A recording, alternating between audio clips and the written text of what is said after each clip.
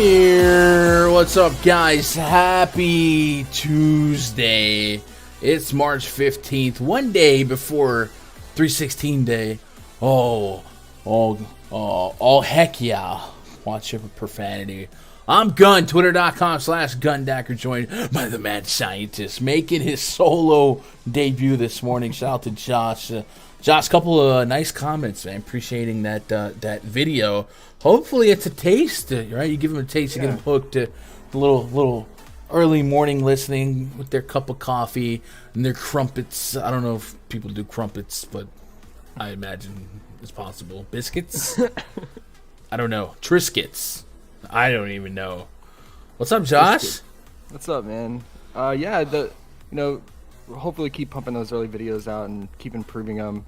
It was kind of just on the fly for us. We kind of had that late decision to do it, so definitely improved the format of it. But yeah, I mean, sorry, a couple of those picks ended up getting taken off the board because Cade midday questionable, and so the Bayes 3-point prop went off. And then they put Tyus Jones at 6.5 assists. We wanted that at 6 or less, but yeah. What are you gonna do? What can you do? Shout out to the live chat. Wayne's World, Parker Douglas, he made it happen. Mario Saucedo, what's up, dude? Danny P, Parker Douglas from the Department of Redundancy Department. Got shout out twice. He got me. What up, Scott? Abel says, ain't no fun when the rabbit got the gun. Dacker. All right, I'm with that. Quinn in the chat. Steve Leibowitz in the chat. Man, last night. Oof. I don't smoke, but I needed a cigarette, bro. Like, we broke our foot off into that one. You know what I mean? You ever heard that expression before? Man, she broke her foot off into that supper. Yeah. Look at all this green from the top props, right? The De'Aaron Fox, did that one end up getting there or no? Assist? I took that screenshot. It pushed. Okay. It pushed, but the big thing with that was that in the first half they took an assist away from him. I guess the scorekeeper thought there was too many dribbles by the person on the receiving end, and they took it off. So he would have cleared it. Yeah, so what ended up being the top props, right? These are the 5 collective props that you kind of pull, me, a couple other sharp cats in our community, stuff that we all just feel good about. DeJounte Murray over 51 fantasy points. What a burn that was, right? That first run, he had like 3 fantasy points because of 4 turnovers. By hook or by crook, he got there. Shai Gilgeous-Alexander, real point prop, hit. Darius Baisley, fantasy point prop. Karl-Anthony Towns, the projection model really loved him. And then once we knew Naz Reid was out on top of Jared Vanderbilt, thought it was a good spot. Massive we got onto that late. Yep.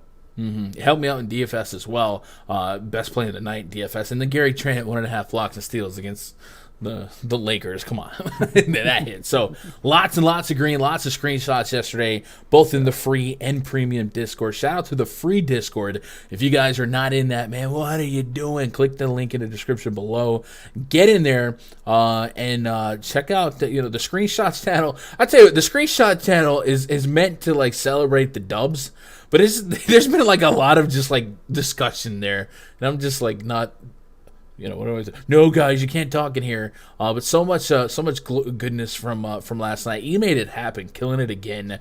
Shout out to you guys. Shout out to you guys for keeping the vibes right. I've been saying it, man. This ain't gonna be one of them toxic cultured measuring contests, if you know what I mean. We just want to see each other be great, and unlike others like DraftKings and FanDuel, like we're not playing against each other, right? We're at war with PrizePicks in the book. So I love the vibes so far, and this is the free one. So if you guys want to get in that, link in the description below, completely free to jump in there. And then we're trying to add more and more utility as we go. I've already paid for a couple of bots that help us keep tabs on the news. The NBA channel has a lot of the every underdog tweet, as long as the bot's working, gets thrown in there, much like the premium one. And then you can also link, if you guys are YouTube members, you can link your YouTube account with your Discord account, and we have channels that only YouTube members can see, but Right now, there's only a couple of you guys, and I don't even know that you guys have even linked it. So I got to create incentives for that. And Josh, I was thinking maybe twice a week we drop a screenshot of the prop detector for the YouTube members.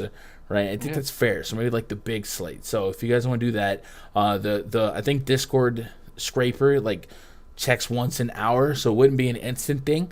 But maybe tomorrow's a 12-game slate.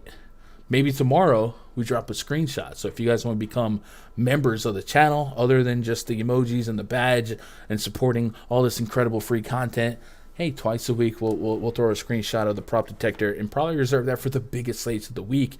So why don't we do that tomorrow? So you guys become members today. You should be able to get in there, and then tomorrow we'll have that screenshot for you if you want to tail some of our better picks. Usually the bigger slates, the more lucrative. Today is Taco Tuesday, Josh. Have we gotten to a resolution on what that is today? Let's see. First one's Kyrie's real points. I think it's 20.5. 20.5 real points for Kyrie. Yeah. All right. And then it looks like there's one that's going to involve DeAndre Ayton. Mm-hmm. And looks like his real points is going to be the vote at 13.5 real points. Right. It doesn't look like any of these other stats are going to catch up to that. You seeing that? Yeah. Okay. Where's the Kyrie stuff at? Was that the Twitter one? Or am I just blind? I'm not on PrizePicks Discord. Oh, okay. So they had been doing the voting in Discord, but I think they broke it off to where they did one on Twitter now. But I'm not 100% certain. So it's going to be Kyrie real points, and then it looks like DeAndre Ayton real points. Both pretty solid opportunities. So we'll keep that in mind here. Let me pull up the PrizePicks board. As I do that, remind you guys this stream is powered by RunDFS.com. My personal projections for player props in DFS, and then of course that prop detector tab, all available at RunDFS.com. Get yourself a VIP membership. Scroll down here, find a pass that's right for you. A lot of this is DFS centric in terms of some of the perks, but we certainly service the prop market as well. So if you guys do upgrade, after you upgrade, you click VIP portal. You'll see a link to the Discord. Get in the Discord. That's the most important thing that you have to do. That's the premium one. Obviously, we still have the free one here, but the premium one for RunDFS.com will definitely unlock all the stuff that's at lock, right? Up until lock, we're in there grinding, tweaking projections, and all that good stuff. So PrizePicks.com. Yeah, Kyrie Irving real points 20.5. So that seems like a pretty nice opportunity. What up, Neville? Scott says, had the Trent Steals blocks when was sweating it. Always worried they were going to pull a stock. Yeah, blocks and steals are definitely feel subjective to the scores. Who was it? Was it Capella yesterday that we felt got robbed of a couple of blocks? Yeah, that was weird. They took down 2 blocks in the first half, and then they ended up putting them back later in the game. Yeah. Okay. So one of my on Christmas, I put a lot of money in a lot of lineups, and Robert Williams, I swear on everything I love, had 2 blocks in the first quarter that were removed from him. One of them that they errantly gave to Jason Tatum, and I was like, that's not. I don't know. I was pretty salty. But yeah, so sometimes some of those defensive peripherals that are scorekeeper centric are annoying when they don't go the right way. Anyway, let's talk some props here. Grizzlies at the Pacers. So Grizzlies likely without Ja Morant. This is a 7.5 point spread in favor of the Grizzlies. We have discussed how their defense projects better without Ja Morant, while their offense may not put up as many points. Going from Ja Morant defensively to Tyus Jones is certainly at worst a lateral, but at best an upgrade. And this is a Pacers team that we've been kind of picking on all year. So what stands out to you from the Grizzlies side? I know this was a spot that you were somewhat hyper-focused on earlier in the first look video, and a lot of the lines that you were hoping for, PrizePicks was like, all right, here's that plus a hook, right? Here's that plus one. Anything that now that the smoke and the dust has kind of settled a little bit, anything that you're leaning on more so than others from the Grizzlies side? Yeah, so they ended up giving us the Steven Adams first half fantasy point prop. That's been gone for the last, 2-3 Memphis games. It's just been his real life points. Mm-hmm. That's always in play, even with Morant playing, and especially against this Pacers front court defense, right? So it's 15.5. I could definitely get on that. And I probably like that more so than maybe his full game, just in case we're scared of a blowout. If especially if Brogdon doesn't play, I want to get on these Memphis guys. So I'm really hoping Brogdon plays because that just really increases the chances of it Mm-hmm. staying somewhat close. Because he accounts for 20 plus points. So I definitely want him to play. But it could also get on some if Tyus Jones is confirmed in the starting lineup, which we expect. He has almost a 30% assist rate, like we discussed. So Yeah. they have him at 6.5 assists. I could still probably get on that. Just hope gets to that 7 mark. He's averaging 6.2 assists without Morant. So if he can play 30 plus minutes, I could see it. And then for guys like Jaren Jackson and Desmond Bane, like I said, this is a homecoming narrative. I watched an interview this morning with Desmond Bane. He said last night he got to go home, visit all his friends and family, and they're all going to be at the game today. And he's really excited about it. He's played in this arena as a kid for different events, so he's really hyped. But you got Dylan Brooks in the mix, so if Dylan gets hot from 3, that could really hurt Desmond Bane's value. But yeah, I could still get on some Desmond Bane. So this season in the 14 games without Morant, he's averaged, I believe, 17 points, and they have him at 20.5. There was a couple outlier games where he had like 5 points. I'm not sure why in those games. But if I was going to go Desmond Bane, it would probably be, since they don't have a 3-point made prop for him, it would probably be his points, maybe his fantasy. And then Jaren Jackson, yeah, so there's some interesting props from him. Fantasy scorer would be the most obvious because of his block potential.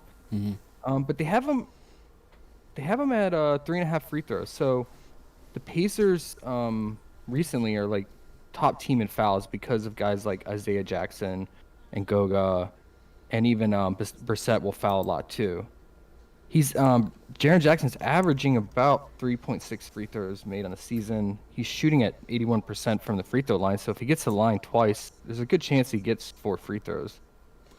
Yeah, I think that's super sharp. We look at Jaren Jackson. I'll go ahead and do an on-off court tool query here.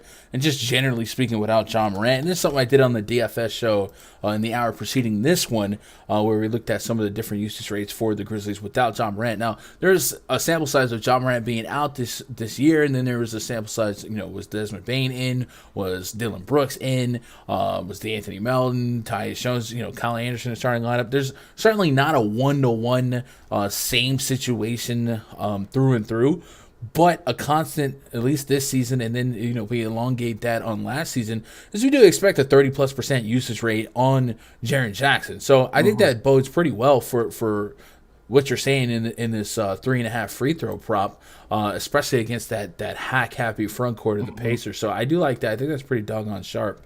And just out of curiosity, let me see. Jaren Jackson Jr. let's go FTP by game log without John Morant last 10 games. So I ran this on the DFS stream, and I was kind of disappointed about how inconsistent it was, but I didn't make note of the free throws, and it looks like he's cleared 3 free throws, 3.5 in his last 4 straight games, and almost all of his last 8 except one game where he got 1 free throw attempt in 24 minutes against the Blazers.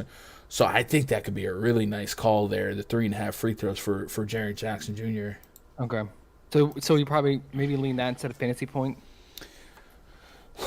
I mean, yeah, I have about a 36 fantasy point projection right now. All your projections are pretty. I went through them all. They're all like spot on with their projections, PrizePicks. So there's no like large differential. The largest differentials you have are in the Suns game, and on the Heat side. But okay. So let's go with that, and then for Bane, I'm gonna lean points or PRA. I mean, his assist rate does go up to almost 20%. So throw in some assists there and some boards, maybe that's more safe. What's his fantasy at? What's the differential? So it's 33 fantasy or 28.5 PRA. So it's like a steal and a half, a stock and a half, Yeah. and not considering turnovers. I have him at 35 fantasy, so I guess the PRA He is a little doesn't bit turn the more. ball over much. Okay. So it's about on par then, because remember it's not 1-to-1 for Right. rebounds and assists. So He does get stocks though, so yeah, maybe we do take fantasy. Yeah, we talked about Halliburton's good for 4 turnovers. he is. He is. Yeah. Yeah, maybe we just take the fantasy points there. Desmond Bain is Okay. at 35. I'm not getting, like you said, not getting drastic margins between my projections and theirs. Yeah. Because outside of John Morant, I mean, he's the only name on the injury report here. They still could give you 24 minutes with Anthony Melton, Colin Anderson, Brandon Clark, Zion Williams. They could stagger Bain and Brooks. So this doesn't necessarily mean that all these guys are going to get on, incredible minutes. John Concher could be in the mix. You know what I mean? So Uh-huh. I'm definitely willing to. I don't want to say fade the public because it doesn't really matter to us, but I think there might be a little bit more buzz on the value. Maybe they're overvalued. And then the other thing I was thinking about was, we talked about the small sample size. However, the sample size of the Grizzlies' defensive efficiency without John Morant was elite. What was it, 100 points per 100 100. possessions? Yeah, It goes from 112 to 100. Crazy. that's nuts. And it's probably too nuts, right? Maybe unsustainable, but Yeah.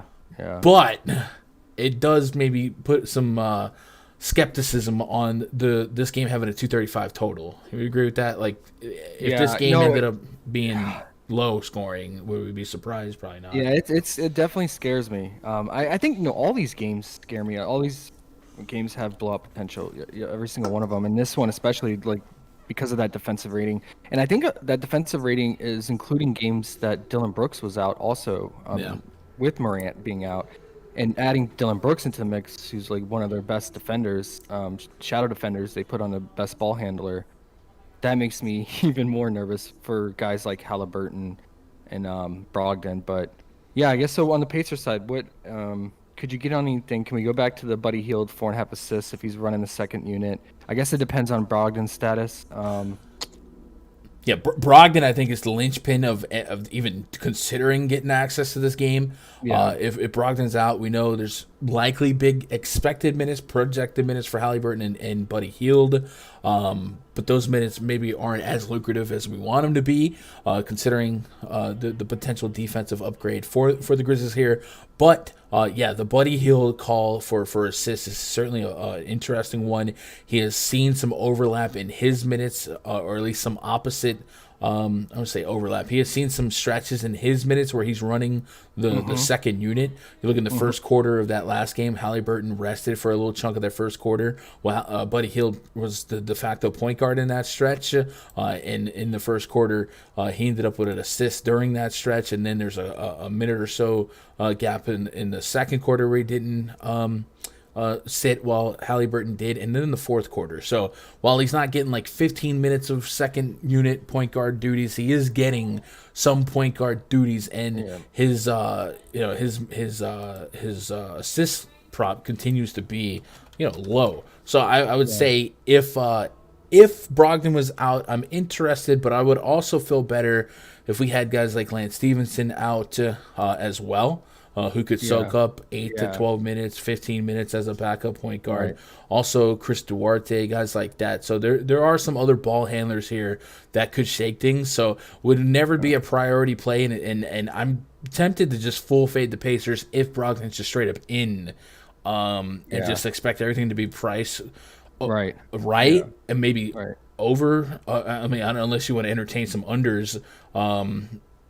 And act on our I think that's something I wouldn't do in a parlay setting. Maybe that'd be fun for plus money on an individual prop bet. But yeah, I think if Brogdon's in, it just kind of domino affects everyone else, and I just don't really have a strong lean there because I'm just kind of, me personally, my perception, my game theory on this one is I think the Grizzlies on defense is going to really stifle the Pacers' upside, and there might not be any upside if Brogdon's in. Yeah, I mean, when Buddy Hield runs that second unit and he's running it with Dwayne Washington, Washington's just like easy buckets, man. Especially when he catches fire from three, which he does a lot, but he just keeps feeding him, and that's where he's getting a lot of those assists. So you would definitely want that second unit lineup and not have those other guys interfering, like you said. So yeah, but I guess Pacers are a wait and see. So Scott Durant says thoughts on Brooks fantasy or first half fantasy points. So I'll say the 7.5 point spread certainly leaves the door open for maybe the game going a little bit lopsided. I think if you do think it gets lopsided, yeah, maybe focusing on that first half, something we might do anyway. I know we've already discussed Steven Adams' first half potential. But the question is Desmond Bain, thoughts on Desmond Bain, fantasy points, full game or half game fantasy. His first half is at 16.5. That's something that he's been kind of hit or miss. Of course, all of this is without John Morant, and then Dillon Brooks just coming back. But you would expect Desmond Bain to be top 2, top 3 in shot volume if the lineup is Tyus Jones, who has like a 30% assist rate, and it's just like spinning the wheel between him and Brooks and Jaren Jackson in terms of scoring. Is 16.5 fantasy points something that you might think about in the first half? For Dillon? Yeah. Yeah, I mean, I think all these guys, Memphis guys, the first half fantasies in play. Bain, right? Bain, Brooks. yeah. No, Brooks. You're right. Yeah. I'm saying like both Bain and Brooks first half are, in my opinion, are in play. Obviously, I wouldn't play them both in the same card, but I could definitely see intermixing in different cards. Just because, yeah, the potential for the Memphis Grizzlies to go off in this first half is really high. I could see them putting up a lot of points especially if guys like Bain and Brooks get hot from three. So. Yeah, that's been kind of my. I like everything from this game, especially for DFS. But what I think is like the most volatile is could Bain and Brooks vulture each other, and one guy go to the top, one guy. So like yesterday, I think Anthony Edwards had like 5 real points, right? Well, Cat had 60. Like I could see, the seesaw going one way or the other on Brooks and Bain here. Probably the worst outcome is they just like deadlock even and both guys have like 15 real points and it's just like ugh. But on the season, Brooks has led Bain in usage in the split without John Morant at a 28.5% usage rate, at least since December 1st. Less than a fantasy point per minute, and Desmond Bain in that split 19% usage rate, with Jaren Jackson having the second highest usage rate. So the podium is Brooks 1, Jaren Jackson 2, Desmond Bain 3. But as we've seen this long stretch of Dillon Brooks being out, Desmond Bain has really flourished as a scorer. So it's not unreasonable to maybe expect him to play a larger role now than maybe he did before Brooks' stretch out. So that's a lot of Grizzlies and Pacers discussing. So we got some Pacers love. Yeah, We got some Grizzlies love. Yeah, for sure. And then Tyus Jones was something that we were looking for an assist line around 6. He still has about a 30% assist rate in this split here. 30.9% assist rate and 225 possessions. So elite distributor. We do wrestle with just how many minutes is he going to play. I have him for about 27 minutes.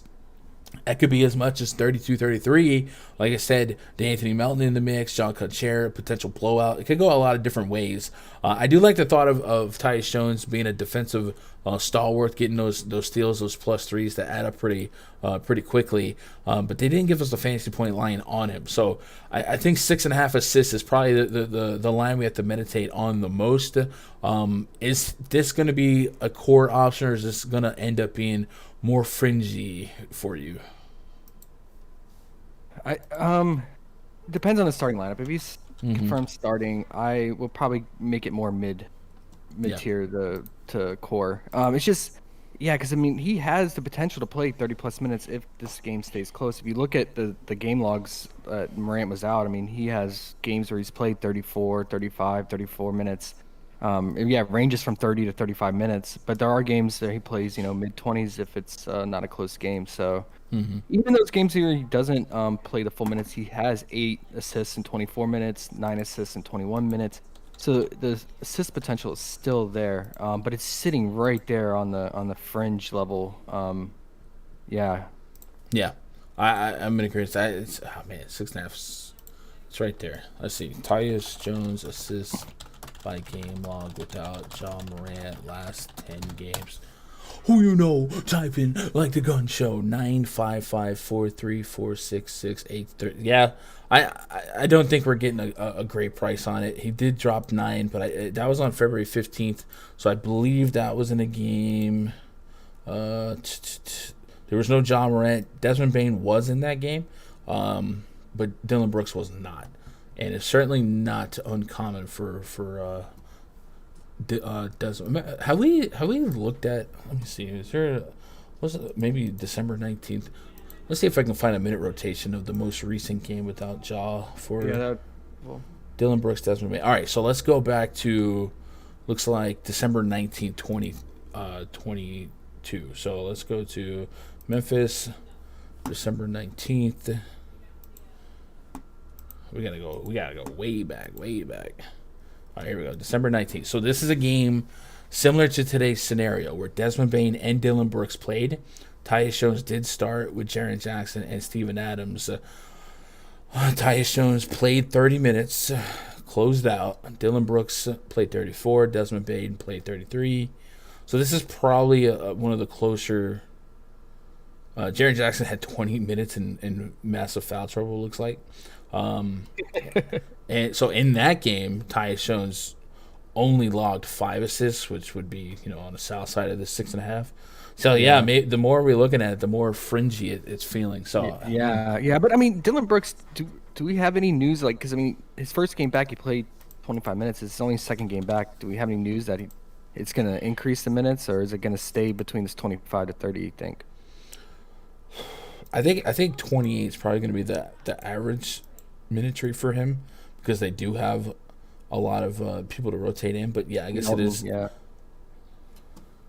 All right. And I guess the other thing is like the Pacers on defense have been so bad. Not good. All right.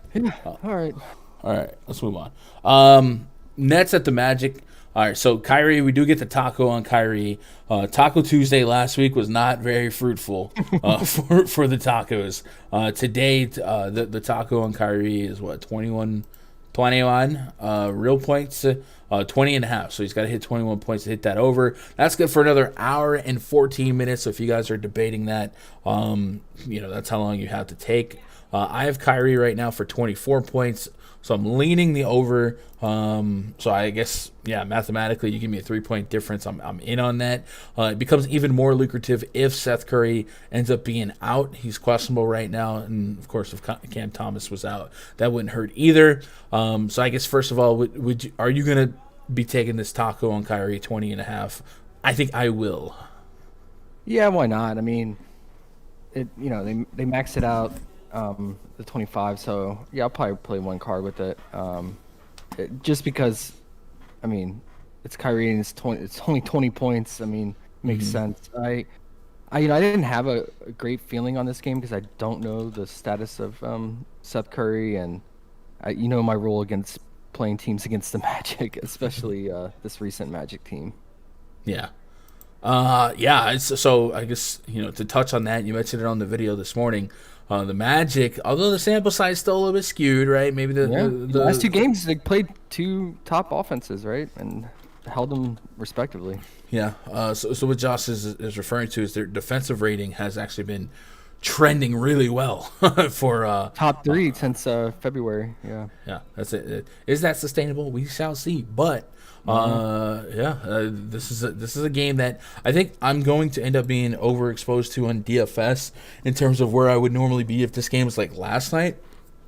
But I think I do take that Kyrie taco, and if Seth Curry's out, I feel a little less hesitant on that. Did you have any other Nets leans here? Kevin Durant. It sounds like you're skeptical of this game, even though that the Magic are trending in the right direction. You're skeptical, at least, of this game staying close. So I'm skeptical of it staying close. So any first half numbers? Yeah, maybe first half. It's just with the Nets, if they're rolling on all cylinders, like we've seen it against the 76ers, although there was some motivation behind that game. Yeah. Still, I mean, it just scares me when you have Kyrie and KD, if they're just catching fire. I mean, can this Magic offense keep up is what has me really concerned. I guess if you're going to play some Nets, especially this taco, it would make sense to run it back with like guys like Cole Anthony or Wendell Carter. Especially Wendell Carter's been really effective, and he gets a pretty favorable matchup against Drummond and this Nets front court defense. So yeah, that's probably what I do with this taco is make a little game stack with that. Drummond is the guy that I haven't decided on what I'm gonna do with him for DFS tonight. But it sounds like you're not too spooked on getting some exposure to him tonight. Let me go move this calendar back to where it needs to be, so I'm not looking at December. Last game, Drummond in the first half. He played a lot of minutes in the first half. He lost minutes in the fourth quarter, but looking at that first half, he got 7.5 minutes and 8 minutes. So 15 minutes in the first half. And that's the Knicks. They do demand some size. Then we look at that Sixers game. Drummond did not play in the second quarter, but he was in foul trouble against Embiid. If he can stay out of foul trouble against Wendell Carter and Mo Bamba, that maybe he bodes a little better to get those first half minutes. So his first half minutes have been all over the road. Yeah, I bet on it in the past, and it's burned me in a slate. It's so inconsistent, especially with the foul trouble. All right. So on the Magic side here, Magic will be without Jalen Suggs. Looks like RJ Hampton's going to start.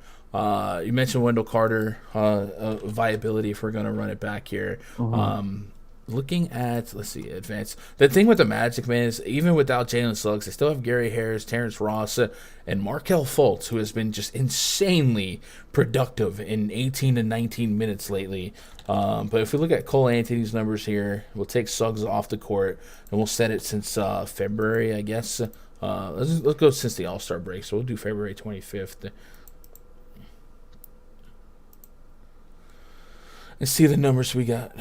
Drummond got hurt in the Sixers game first quarter. That's a good call out, Parker. He also did he have foul? He might have had 2 fouls. All right. So maybe all right, Parker brings up a good point. Maybe that's something that we could feel a little bit better about. Cole Anthony has a 29% assist rate since the All-Star break with Jalen Suggs off the court. Yeah. He has an assist prop of 5.5 right now. Yeah, it's always in play when it's at 5.5. Yeah. With Suggs out. Yeah. All right, so that might be one of the fringe numbers we jot down. Yeah. Anything else other than Wendell Carter? Wendell Carter fantasy points, they got him at 35. My early projections had him at 40 plus, right? 40.7. Yeah. So I'm getting about a 5-point spread there. I don't mind going there. Maybe if you're worried about the blowout, you chop the first half. But Wendell Carter's somebody that, this team's used to being down 15, so they don't necessarily just throw it all in. Then Mo Bamba's at 26 fantasy points, and he's got a very wide range of outcomes. He could break a slate. I'm gonna leave that for DFS play. Exactly. All right, so some Wendell Carter and maybe some Cole Anthony assists. And then on the net side, the one other one I want to touch on would be if Seth Curry is out, could get on some Bruce Brown PRA maybe 19.5. Because Cam Thomas is out, right? He's questionable with Seth Curry, I believe. Okay, so he's not confirmed out. Okay, so it depends on those two. If both those guys are out, and the line doesn't change too much, I could get on the 19. Yeah, on Bruce Brown, I've already decided it's going to get me in trouble in DFS tonight. He's put up 30-plus fantasy points in like 4 of his last 5. It's so annoying. And then without Aldridge, without Cam Thomas, potentially without Seth Curry, you just feel like it makes more sense for that to continue. So F me, right? Someone go out there and get him. All right, any action on Kevin Durant tonight, or are you just taking a taco? I'm just going to stick with the Kyrie taco, and then maybe get some Bruce Brown if those guys are out. All right. So this next game, Pistons and the Heat. The Pistons downgraded Cade Cunningham to questionable midday, and that's usually not a good sign. Prop-wise, we don't have any Cade Cunningham numbers up. This would leave Jeremy Grant, Sadiq Bey as potential guys that get a boost in usage. I think I'm going to be pretty low on this altogether. However, the Miami Heat play as a funnel defense, kind of like the Milwaukee Bucks, limit points in the paint and give up top 3, top 4 amount of 3-pointers per game. If we take out Cade Cunningham, Sadiq Bey threes, is that like the only thing that's live for us to realistically get a shot on? And with that said, they took it down. So, oof. They had it on there last night. They had it at 2.5. They took it down, but Yeah, so I actually looked on the on-off stats for Cade this year, and there's not much of a boost for Sadiq with Cade out in terms of usage and fantasy points per minute.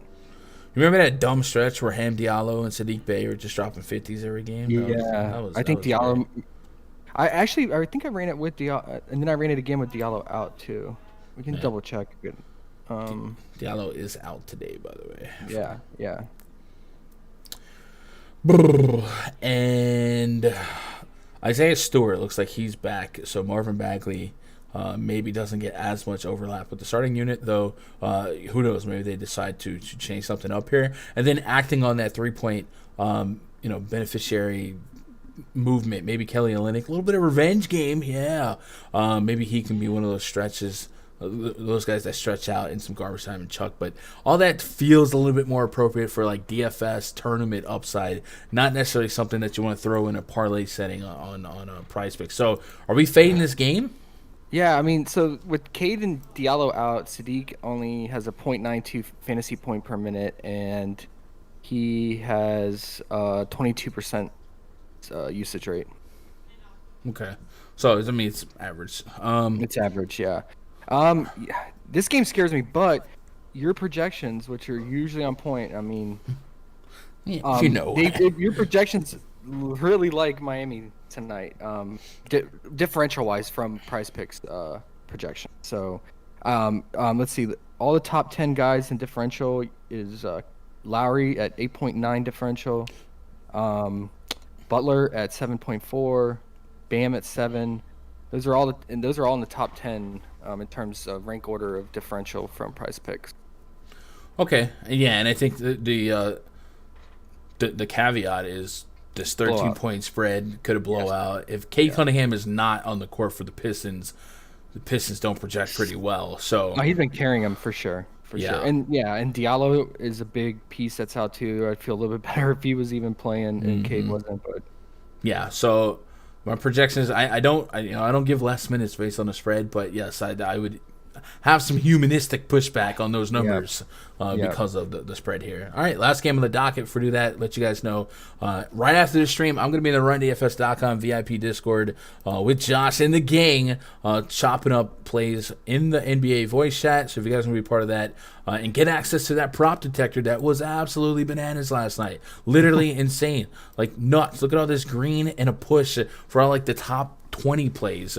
Obviously, a couple fringe plays missed. One of them was the D'Angelo Russell assist, and you literally noted it's if Patrick Beverley is out, he wasn't out, so I ended up not getting there. But a really, really strong night. So I'm hoping we can have a solid night tonight. I usually, so I know Raj was like, after coming off of last night, he's like, I'm about to make $500 cards today. Like, don't do that today. It's just a 4-game slate. Scary. Yeah, it's very much scary. So like I would say, on a like if we did a red light, green light, yellow light confidence meter, right? This is probably a yellow be careful slate, right? Tomorrow with 12 games, we could probably hit that green light and pedal to the metal and go from there. But yeah, today probably don't expect the exact same levels of perfection as last night, but it's still fun. At least you get some tacos today, at least. Yeah, to make it a little more interesting, a little better. All right. So if you guys want to be in that RunDFS.com VIP voice chat, go to RunDFS.com, click VIP memberships, try a week pass, get in there. What you do once you upgrade is click VIP portal, find that link to the Discord, get in there, and everything you need is going to be in there. And then, of course, if you don't want to get into premium stuff, jump in the Gundacker Gaming Discord. That one's free. Link to that's in the description below.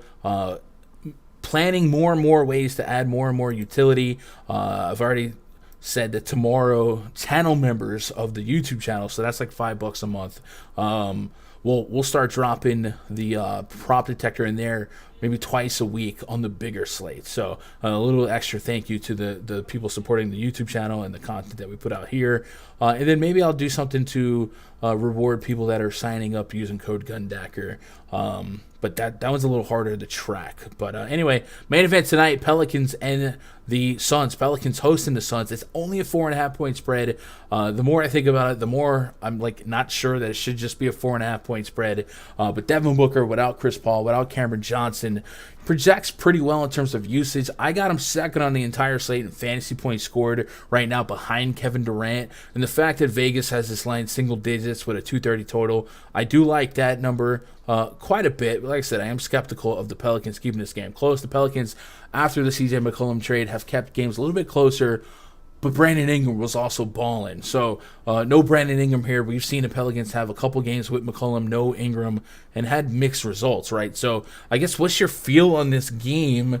And then what lines are sticking out to you, if any? It looks like we might be looking for some Devin Booker exposure and maybe McCollum, J-Val. Those are like the three names that stuck out to me for DFS. But do you have any leans for us in this 4.5-point spread, something that Vegas just knows more than Gundacker and the mad scientist? I mean, I guess it's because it's on the road and McCollum's playing, but man, Suns are just too good. I mean, as a unit, they just function like a well-oiled machine. The greatest tragic Bronson they could, if McCollum's having a bad game, like, everything hinges on McCollum. Like, if he's having a bad game and the shot's off, this game is over in third quarter. Yeah. Tragic Brunson alert. alert. Dice on McCollum. So if you're going to get Suns exposure, it makes sense to get McCollum real points or his assists prop. I always like his assist prop with Ingram out. Going to facilitate.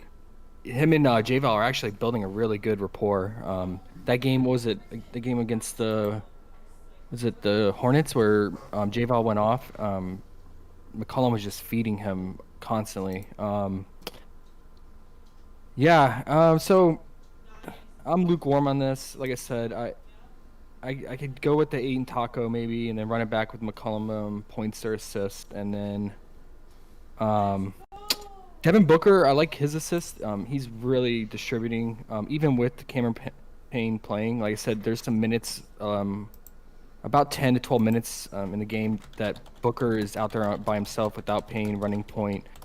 So I liked it more when it was at 5.5, but he put it up to 6.5. But he could still get there if the game can go into at least 3.5 quarters. So yeah, I'd probably get on that. Devin Booker's also been chucking it from three a lot, and he's been efficient from three-point line. So if you wanted to chase that, that's 2.5 3-point made. See that. And same with McCollum's 2.5 threes. If they're playing from behind, which I assume they will be, he will be taking a lot of threes as well today. And there's one. Oh, so sorry. Before we close, there's one thing I wanted to call out that just got posted. So they just put up Tyler Hero props. I'm really interested in his 10.5 points first half. Okay. So he has a really solid stint. It's very consistent in the first half. He plays the entire second portion of the first quarter, and then he plays the entire second quarter. And majority of that second quarter is without Butler playing, and a good portion without Bam playing, and some of it has Lowry playing as well. So I'm pretty sure he's crushed this recently because I've been watching these games. Let me check. By the way, yes, shout out to Skimmer930, upgraded to channel membership. He is now a baller. Ballin'. So Skimmer, be sure to link your Discord with your YouTube. I'm sure you can Google how to do that if you're confused. The way the Discord works, it runs like every once an hour to check who's subscribed and who's not. So you may not see the membership channel immediately, but by tonight you should be able to see it. Right now there's nothing in it, but we'll put something in it, and then tomorrow we'll put the prop detector in there. We'll probably do it twice a week on the big slate. So 12 games tomorrow, definitely a good opportunity to take advantage of that. But yeah, you got that info. By the way, CJ McCollum, 44% assist rate without Ingram. That's stupid. I'm telling you, him and J-Val are really building good chemistry. Sure. J-Val, 28% usage rate with McCollum without Ingram, and then 31% for McCollum there. So Yeah, looking like a really, really fun spot to get to that. And then, yeah, good reminder, the taco tonight, Jaren Jackson Jr., real points. Certainly something to maybe take advantage of. Not Jaren Jackson, DeAndre Ayton. What did I say that? DeAndre Ayton. It's not up yet, but it looks like his real point prop is going to be down to, 13? Based on the Taco Tuesday promotion via the PrizePicks Discord. Let me double check that to make sure I got you the right info. It's going to be down to 13.5 points, so 14 points would clear that. And going against the New Orleans Pelicans, we have seen success against the front court for DFS. So I guess we should wrap up and walk away with, 3 or 4 of our probably our most solid picks and kind of go from there, and then we'll jump into premium voice chat. Do you have one pick that you just feel like it's going to be your highest exposed pick tonight on PrizePicks? Probably leaning this Tyler Hero 10.5 points in the first half, and I just looked and he's crushed this. First half 10. And, I mean, he's playing the entire second quarter without key guys on the court, so. Okay, and we're putting context to some games with Jimmy, some games without. Yeah, I was sure to look at games with Jimmy, games without, and that his rotation is like consistent every game to game. It's the same. So I'm with that. And then probably Steven Adams 15.5 fantasy point first half. Oh man, we are going crazy today. First half. Yeah, I'm just nervous about this slate. It just shows you my confidence level in these games. And then probably some Bruce Brown if those guys are rolled out, Cam and Seth Curry. Bruce Brown full game PRA. Yeah, and then Jaren Jackson 3.5 free throws. Yeah, I like the Jaren Jackson free throws over 3.5 free throws. And then what was your favorite? So I like the Jaren Jackson. I think we made a really strong case for that. Okay. And then this 40+% assist rate on CJ McCollum just seems stupid. And what was it, at 7? Yeah. I mean, math, right? Like, I probably have to take action on that and hope for the best and trust that Vegas is right on this game, staying competitive. Sure. So I'll jot down McCollum assist. And that's that. And that's all I got to say about that. Tomorrow's 316 day. Let me get caught up on chat here. Sean Scott, what up? Sean says, I just came in. Do you guys like any Tyus Jones props? So I think we're definitely reserving the right to like him based on him being in the starting lineup. The most incredible number in terms of what we've looked at historically of him on the floor without John Morant is the 30% assist rate. Skeptical on his minutes because they still are pretty deep rotation-wise. Looks like John Morant's the only thing on that report. They could have Tyus Jones, Anthony Melton, John Concher. They could rotate Desmond Bane, Dylan Brooks ball handling. So if you think he plays deep minutes, I think his assist prop is probably the most attackable. But they started at a pretty solid number. And looking at the last couple games of Tyus Jones without John Morant and then a couple games with Dylan Brooks and Desmond Bane, there's context here. He's not smoking that 6.5 all that often. So I think right now it's a lukewarm feeling. And I think if I had to, I think maybe the public kind of ran that up. But 30% is 30%. It really comes down to how many minutes is he going to actually get out there. Would you take Cole Anthony 5.5 or Tyus if you had to pick between the two? I think Cole Anthony, for me, I think I can feel better about his minutes, even though Markelle Fultz is there. He's limited. I don't expect Gary Harris and Terrence Ross to vulture too much. So I think Cole Anthony, for me, at 5.5. What would we say it was at 29% assist rate without Jalen Suggs? Yeah, it was like 28 to 30. Yeah. Okay. All right. And then if you guys are out there chatting and you're having struggles getting that free Discord, hit up Danny. We'll see if there's a more refined process to getting that done. But we got to get out of here because we got to get in that premium voice chat and get things going. Josh, I don't want to put you on the spot, but there might be another video tomorrow, right? Yeah.